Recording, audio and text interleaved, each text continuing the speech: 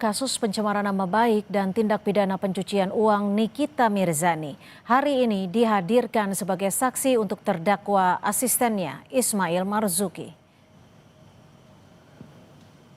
Nikita dicecar sejumlah pertanyaan oleh jaksa penuntut umum soal percakapannya dengan Oki Pratama maupun Ismail terkait Reza Gladys.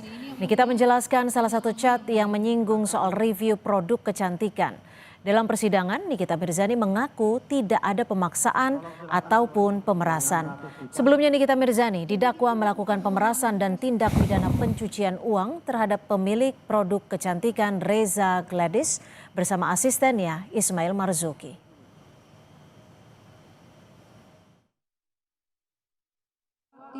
Tidak ada di sini pemaksaan atau pemerasan atau apalagi pengancaman atau pencucian uang, karena ini fix, ini minta tolong, ini pekerjaan yang biasa saya memang lakukan. Tifa Uzia Tiasuma alias Dr.